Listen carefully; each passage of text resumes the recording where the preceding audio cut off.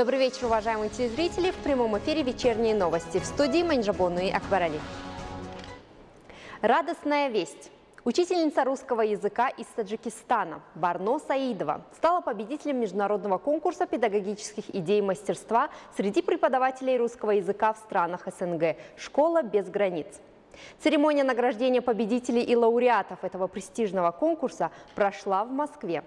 По словам членов международного жюри, разработанные Барно Саидовой методики преподавания русского языка целесообразно использовать в образовательных учреждениях на пространстве СНГ. В свете послания президента Республики Таджикистан, уважаемого Эмомали Рахмона, парламенту страны, в котором глава государства уделил особое внимание сфере образования, в частности, изучению русского и английского языков, эта победа нашей соотечественницы стала весьма символичной. Наша коллега Зумрат Файзиева встретилась с талантливой учительницей, которая покорила организаторов и членов жюри своими знаниями, золотыми правилами и методами обучения.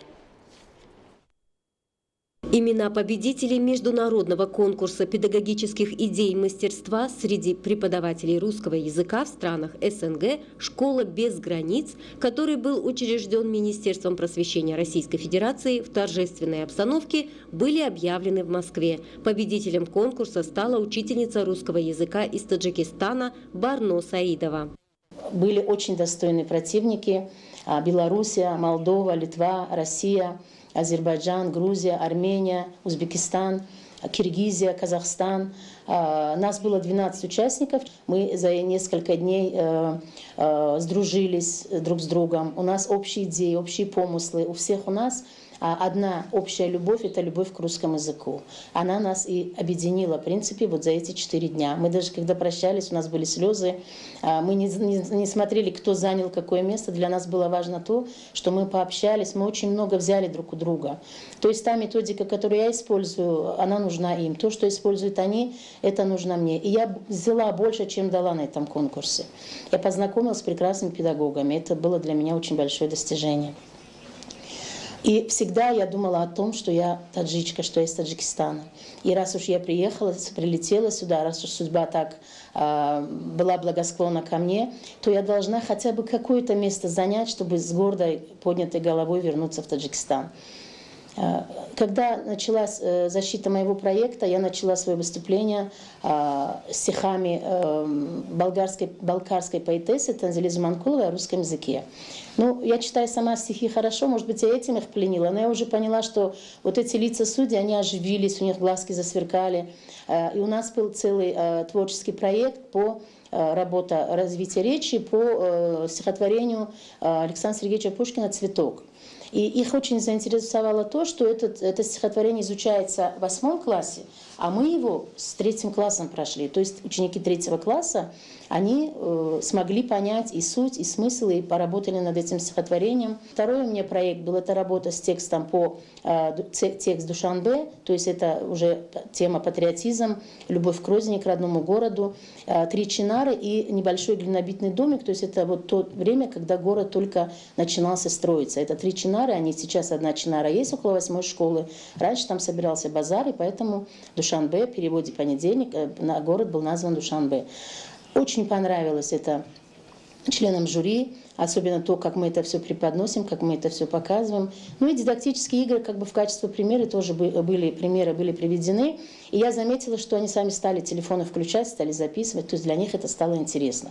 Но я человек наблюдательный, я заметила, что до этого телефона никто из членов жюри не включал. Но это такие же преподаватели, как и мы. Но там были и профессора, и независимые эксперты, но тем не менее было видно, что их заинтересовало мое выступление. И когда стали называть финалистов, сначала финалисты, а потом победители. Называют фамилии, а я жду, будет моя фамилия или нет. Всех финалистов назвали, меня не назвали. Я подумала, неужели хотя бы в финал я не вышла? Ну как же так, как я в глаза детям буду смотреть? Я детям обещала победу, хотя бы в финал. Вот дети мне сказали, хорошо, мы вас отпускаем, 4 дня мы без вас потерпим, но вы должны приехать с победой. Вот мы вот так с детьми договорились. И когда сказали, теперь объявляем победителей конкурса педагогического мастерства «Школа без границ», победителем по номинации «Инновационные приемы и методы в изучении русского языка», и назвали мою фамилию, я, честно говоря, вы знаете, вот гордость за Таджикистан, не за себя, а вот именно и тут сразу перед глазами наш флаг, сразу перед глазами наш город, наш президент. И знаете, у меня было такое ощущение, что я вообще встать не могу с места. Вот. И когда уже меня назвали, все стали хлопать. И здесь тоже я прочитала стихотворение «Выучи русский язык». И когда я стала это стихотворение читать, все присутствующие стали декламировать за мной. То есть получилось так, как будто мы это подготовили. Хотя на самом деле это все спонтанно вышло. Вот. Ну, затем награждали других. И тут только потом я поняла, что место у нас есть. Это действительно была гордость за нашу страну.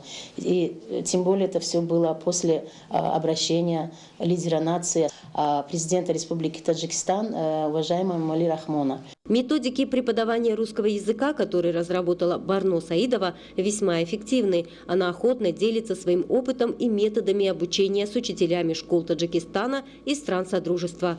Хочется сказать, что мы, Школа «Империя знаний», всегда сотрудничаем с Министерством образования и науки.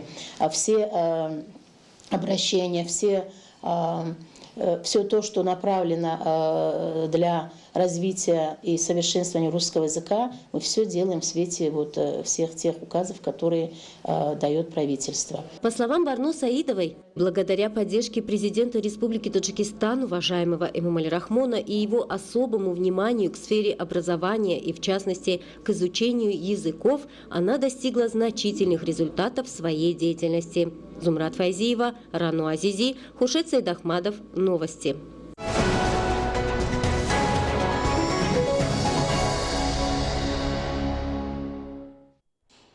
В направлении улучшения условий жизни народа за 20 последних лет приняты и реализованы 3 стратегических документа по снижению уровня бедности, 2 программы по повышению уровня благосостояния народа и долгосрочная стратегия развития страны.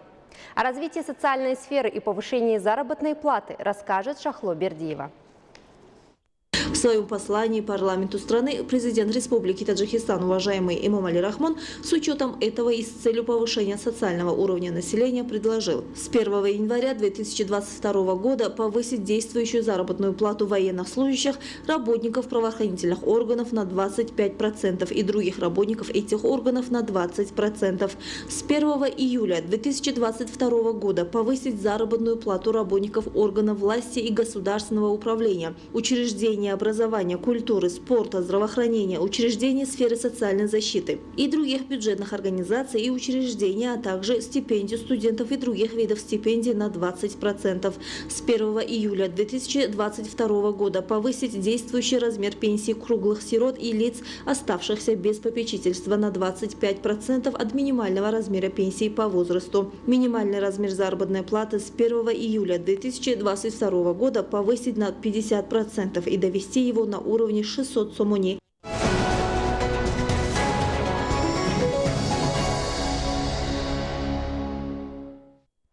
Это были главные новости к этому часу. Всего доброго.